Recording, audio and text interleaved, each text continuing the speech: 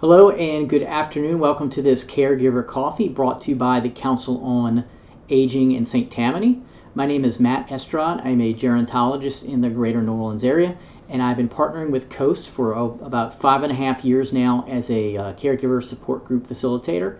I'll tell you a little bit more about our groups, but today's topic is going to be about engaging our loved ones with dementia, or I would even say that these are great if our loved one or someone that we're taking care of or even a friend is not experiencing Alzheimer's or a different type of dementia. So why do we want to engage our friends, our loved ones, whether they're seniors or whether they have dementia? And the answer is that we want to avoid at least three of the, they're called the three plagues of institutionalism, and they can happen in facilities, they can happen in the community, it can happen in homes. And those three plagues are loneliness, boredom, and helplessness. And Dr.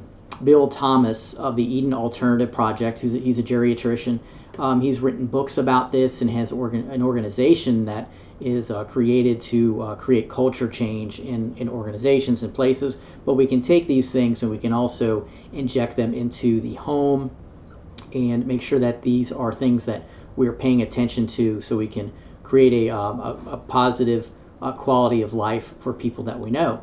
So I'm going to talk about this, and in these 10 minutes, I welcome you to like this video, to share this broadcast even while it's live or archived, and also to share any questions that you have. If you send a question in the comment section, it should pop up on my screen. I'll do my best to answer that. But until we get a question, I'll go ahead and talk about engagement. All right, so we're trying to do things that are gonna fight the three plagues of institutionalism that I mentioned, that are loneliness, boredom, and helplessness.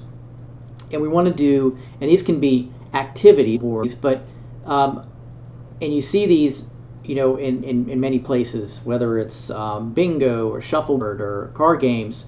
When we talk about engaging somebody one-on-one, it's important to, if we want to be effective with it, we want to engage people using what I call, and what many people call, meaningful activities. Now, what I mean by meaningful activity is something that is tailored towards that individual, their interests, their hobbies. And when we look at this and ask this question, we are looking to do this throughout the lifespan.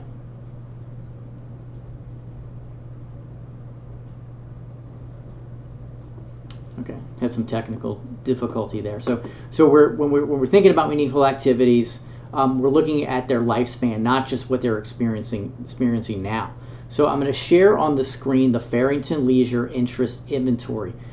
This is an assessment that was created by some professors at Iowa Geriatric Institute, and I'll show you. This is something that any of us can use.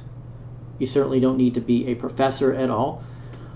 So this is something where you're assessing what someone's interests are, and ideally this is something that they can fill out themselves. But if someone is in the stages of dementia where they're not able to, this sets up a number of topics that you can ask them about to see if you get a positive reaction or response from them. So as you can see, we start with work history. That's very important because when someone's living with dementia, they may still have an affinity and be interested in things that they used to do. Somebody that worked on cars their whole life, they might be interested still on working on some engine parts if that was safe. So working with tools, working with their hands. Same thing for somebody who has a workshop and even if it was a hobby and not their occupation, and they've enjoyed making toys and furniture, etc., throughout their whole life. This could be a source of a meaningful activity. If someone was a homemaker, they took care of children, they took care of the house, there are opportunities to find meaning in that sort of occupation, as you might expect. So here, it's looks like it's an alphabetical order, and you just go through and you click and you check off. You put a P next to something that they've done in their past, so P is for past, and N if it's something that they would like to do now. So you go through this, and let's see, scroll up. So, and it even leaves room for you to add things that that are not listed on here. So something that I see is not here, but probably could be found in some kind of organization would be the Boy Scouts. So if a gentleman was in the Boy Scouts growing up, in Cub Scouts, Boy Scouts, or even as an adult leader, this can be a way to engage them. So actually.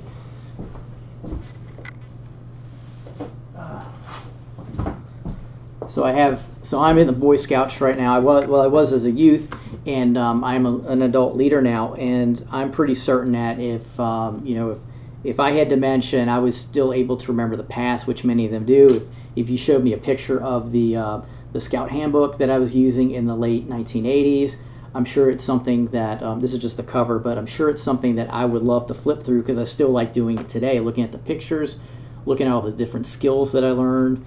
And here I have a lot of patches still. Some of these are more current from the last couple of years, but I also have patches from when I was growing up in the late 80s and 90s. And when I go through them, even as someone without cognitive impairment, they bring me joy. They bring back memories. It's something that I can that I can touch with my hand. It's got texture to it. It's got things that would engage me, I feel. So think beyond this list. Use the list. I recommend that you use the list, but think beyond the list as well. This one's interesting right here. So you're looking at motorcycles and ATVs or all-terrain vehicles.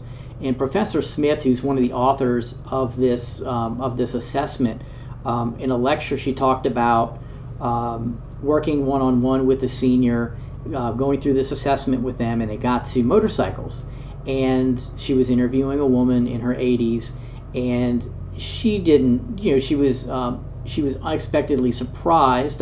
Professor Smith was, when the lady expressed an interest in motorcycles. Well, it comes out. Stories came back, and we're told to Professor Smith that when she was younger, she and a friend rode cross country from California to Florida on motorcycles.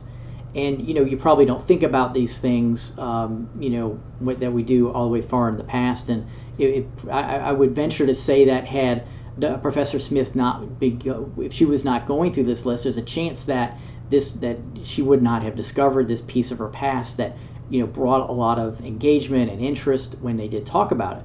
So it's not just recognizing that someone like reminiscing and thinking about things of the past, but this does at least two other things.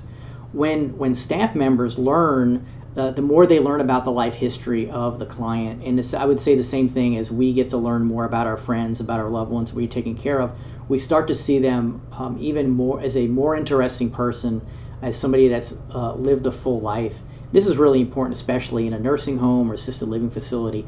And many of them do go through something like this. May not be this exact survey, but they try to capture the life history of the client so that others get to see this person who they might just be meeting for the first time as somebody who's experienced a full life, that is interesting, that has something to offer, etc. The other thing is that once we discover what these interests are, we can do things other than look at them in their life history, or even just ask them to reminisce, and that is to engage them in these activities. So going back to the motorcycle example again, so it's highly unlikely that the woman who is in the nursing home is going to hop on a motorcycle and even go to Walmart with the help with somebody else. But what Professor Smith was able to do was to say, what can we do with this interest that we've discovered? And what she did was she found a book that had pictures of motorcycles from the past many decades. And the person, once we discover the topic and we find some way to engage with them, then we find something like that. And the lady enjoyed really flipping through those, continuing to think about her trip, thinking about the friends that she made in that time, and this exciting activity of riding motorcycles.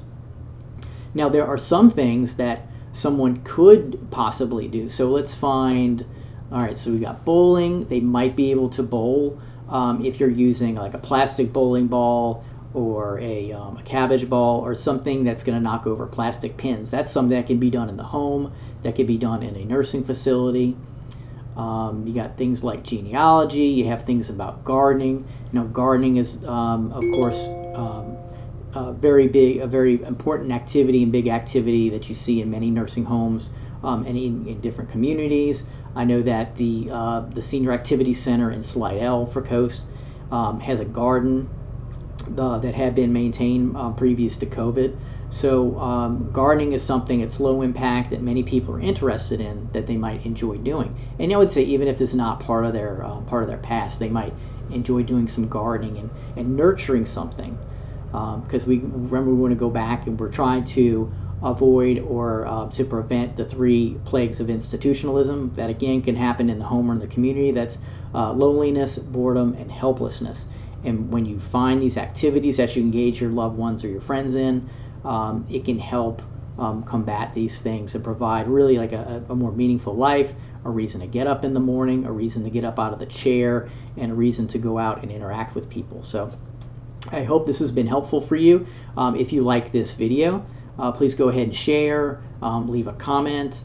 I'm going to go back to this screen so you can see my email address if you have any questions about this topic, or you have questions about other topics that you want me to address on the next Caregiver Coffee. Please send me an email at that address, matt@carepartnermentoring.com, and I'll be happy to address that. I'll send you an email back, and I'll also address it potentially on the next or an upcoming coffee. So I'll close after telling you a little bit about the caregiver support groups. So I've been doing these for 5.5 years in partnership with the Council on Aging, and typically we meet at the Senior Activity Center, both in Slidell and Covington. I'll kind of flip back and forth between those depending on the week. But because of March and the pandemic, we've been completely remote. So we've not stopped having the caregiver support group. So if you're caring for someone, no matter what their condition,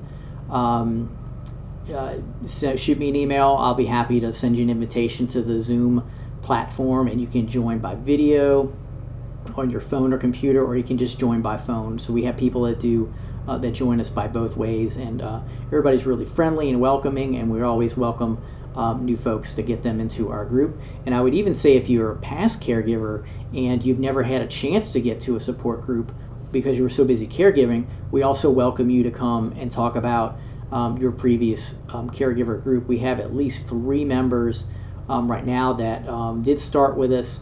In one of those 3, they didn't start attending the caregiver support group until they were their loved one had passed away, and they wanted to kind of get back and see what they could learn, and they can also, there are many opportunities for them to give back to the community and to the caregivers with encouragement and wisdom that they gained as a caregiver themselves. So keep that in mind. Send me an email if you have any questions with that. I appreciate you joining me for this Caregiver Coffee, whether it's live or the archive version. And I'll see you next Monday. Until then, take care. Bye-bye.